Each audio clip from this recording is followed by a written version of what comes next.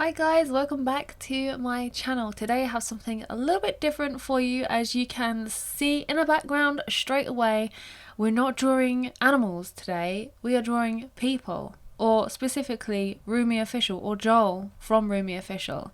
If you don't know his channel, then you really should, and I'm going to pop a link in the description below so you can go ahead and subscribe. He does music, content-y stuff, like lots of good bands going on as well, so yeah, I think you'll really enjoy it. But yeah, I'm drawing him, or I have drawn him. I drew this, I started it a year ago now, and I finished it in like September time last year. There's some live streams if you want to go and catch up on them, where you can see me draw this in real time as well. So if you want to know some techniques and everything, then that's the place to be. I'll link, I think I did 2 streams, I'll link them in the description as well for you guys. But yeah, this video is pretty much just going to be me talking about my process and the kind of journey that I went on with this piece, because oh my god, it was so much different to wildlife. And you can probably tell straight off that this isn't my usual paper either. I'm using a Strathmore toned tan paper instead of my usual white paper, because I thought, you know, we're trying a human, let's try some completely new materials as well. So I used Strathmore toned tan paper, which is so freaking smooth. I thought it would be fantastic for skin. I wasn't wrong, but it was so difficult to layer on it as well, but I'll get more into that a little bit later. But I also decided to use some Prismacolor pencils, a whole mix of coloured pencils actually. I used some Caran d'Ache Luminance, Prismacolors, Polychromos, loads of different types of pencils. But yeah, pretty much my entire thought process throughout this was, oh my god, what the hell am I doing? This isn't an animal. Why am I doing this? That is all I was thinking throughout this, and it was so difficult because humans are so different to wildlife, because I know humans have like hair, which is kind of like fur, but a majority of a portrait of a face is just skin and it's smooth, and I'm not used to doing smooth surfaces and getting like all of the smooth shadowy surfaces as well. Like all those shadows and all the different tones were just a little bit overwhelming. Using flesh tones as well, I'm not used to doing anything like that, and you can see from the footage that this kind of started off like kind of a little bit pink, like with a grey undertone. Took a little bit of a while for me to figure out exactly the correct colour combination to get the desired like skin tone, and I still wasn't 100% certain of the skin tone throughout the entire process. Like he's a little bit pink, he's a little bit green in places as well, which I'm just like, ugh, I don't know if I am entirely loving the skin. It was a learning process. This was my first time drawing a human. Well, I've drawn my own self-portrait before, like, kind of, but this was my first full coloured pencil human portrait, and yeah, it was a big learning curve. And I'm always an advocate of like saying to you guys to push yourself out of your comfort zone, and I still stand by that, because this was so useful just in terms of like learning how to layer to get a really good skin effect, like the combination of colours that you layer as well. You can see what I'm putting down first is like a really light, almost like a white grey base. I forget what colour I used, but it was a Prismacolor. It might have been something like putty beige or something like that. I put down a light colour and then layered in some peach tones and some yellows, and then added in like shadows of green and everything, and just the whole layering process was just super interesting to learn, and I did enjoy it, but oh my god, it was so frustrating. So when you're first learning something new, it's so frustrating that you can't get it right like straight away. Is that just me? Is that just something that I do, or do you guys go through that too? Like you have something in your mind and you just want to get it down on paper and you want to get it right straight away. You don't want to have to kind of learn how to do it.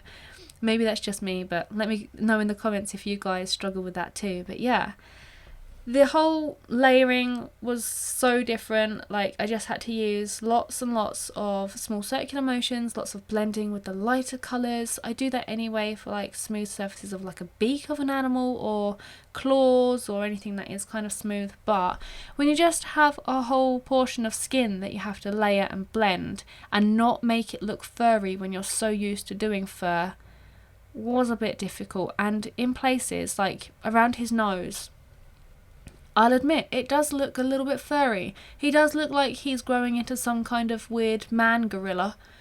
Yeah. The one part I really did enjoy about this was the mouth and the teeth. I don't know, there was just something about the teeth and the lips and everything and getting those shadows in that just really appealed to me, and I just found it super duper easy. I think the mouth is the best part of this. Let me know in the comments when you see the finished piece, like what you think the best part is. But I think the mouth, if I'm gonna like big myself up here, it's the best part, let's be honest. That and the hair, because obviously the hair was like fur, so I just thought of him having like a patch of fur on his head and it was easy. But yeah, the whole skin and the colours and everything I really struggled with. It kind of got a little bit easier towards the end as well, because I was used to like the colour combinations. But at first, when you're just first starting out and you're like, okay, I've got this too pink, like a pink pencil that is too pink, I've got a pink pencil that's a little bit brown, like where's the in between? And it's really difficult with coloured pencils, especially with polychromos pencils. Like, polychromos were not my friend for this.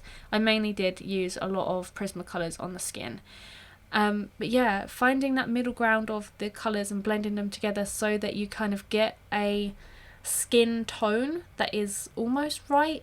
So difficult. If you guys have any tips or videos that I can check out of drawing skin tones in coloured pencils, then pop them in the comments for me, because I will check them out, because I want to be able to draw more people portraits and draw them a little bit better than this. Maybe in a couple months I'll reattempt this and see how much I've learnt or can remember, or like, you know, how much I can apply from my learning of this particular portrait to another one. But yeah, the eyes, again, the eyes were kind of okay because it's kind of similar to animals, but it was the eyelids and the shadows around the inner corners of the eye, and again that kind of flesh tone around and the flesh tone shadows that I struggled with. And one of his eyes kind of looks a little bit squinty, and I still need to go in and fix that because it bothers me so much. The ears of the portrait I actually found incredibly good to draw, because they didn't require too much detail and they were kind of hidden behind a patch of hair fur, so that was fun. I'm sorry for the footage in this as well. It's a little bit mismatched because I had to take footage from my live streams that I did of this, because I could not find in my folder anywhere the rest of the footage. I just did like the eyes, nose and the mouth with my camera, and then the rest was live streams. So yeah, I don't know where that was. So you've just got me being really super duper fast at drawing in the corner, so I apologise for that. The hair was really easy. It was literally just the same as doing fur, so I just layered light colours like I did would usually for fur, and then gradually getting darker and fewer like pencil strokes and things as I got towards the darker colours.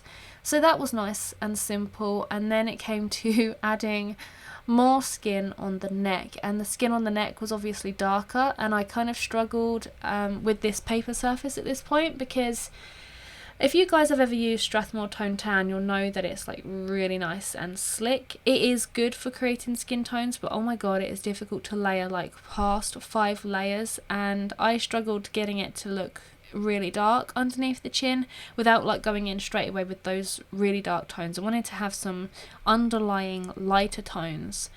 But yeah, it kind of started off like he had a weird neck beard, until I blended down some of the colour a little bit further, and then I found like the perfect colour. I think it was Clay Rose in the Prismacolor that just was outstanding, and I was like, oh, where have you been all my life? Yeah, and then I applied some of that to the face as well, to the shadows. But you'll see from the actual overview of the image that he does look a little bit green, and I tried to combat that, but it was really difficult actually creating a skin tone, or like a browny pale, I don't know, those two colours, those two things don't go together, but I just struggled on this particular toned paper to create an accurate skin tone. Like, I thought that this was going to be a really good paper to work on at the beginning, and it was at the beginning, but then as I worked more on it and I started to develop more skin tone, I was like, no, I should have worked on white paper, because then he would have stood out a little bit more, because his face kind of blends in with the paper. I could add a background, but if you know any of my work, I don't like to add very many backgrounds, and backgrounds kind of scare me a little bit. And I'd already done like 2 different things, or 3 different things with this portrait. I've worked on a human, I've worked on a different surface, and I've used a different combination of pencils. So I was like, no, we're not adding a background. We're not going to disturb this image even more by, you know, messing it up with a weird background as well that potentially could go wrong. So yeah, I really enjoyed drawing this portrait. It was so fun to do something different, and I was really pleased with the outcome. Looking back on it now, I see so many mistakes. I see so many instances of like what I could have done better, like I just said with the paper surface. I should have used a white paper. But maybe I will give this another go in the future and work on a white paper and with some pencil combinations that I'm actually comfortable with, and we'll see how well I do then. But I want to know what you guys think of this. Do you think it's a good attempt for pretty much my first attempt at a human portrait? And what do you guys find difficult when drawing human portraits? Because it's something that I want to look into further, and I'd love to bring some tutorials and some more video content for you guys on drawing human portraits rather than just animals all the time. I like to mix it up, just, you know, keep yourself fresh, keep yourself learning, as I always say to you guys. So let me know your thoughts on that in the comments below. But yeah, this video was pretty much just me explaining to you guys my process and what I learned and what I kind of did. It's not really a tutorial of any sorts, and I just wanted to utilize the footage that I recorded, because otherwise I was going to do nothing with it. So I hope you've enjoyed seeing this come together, and it's hopefully been a little bit of a different video for you guys when you're used to seeing wildlife from me. But as always, if you haven't done so already and you are new here, please hit that subscribe button. I try to bring you tutorial content every single Friday, but I also bring out studio vlogs on a Wednesday where you can see my art life. But yeah, I'd love to have you join the family here. Make sure you hit like, all of that stuff, and I'll see you guys in the next video. Bye.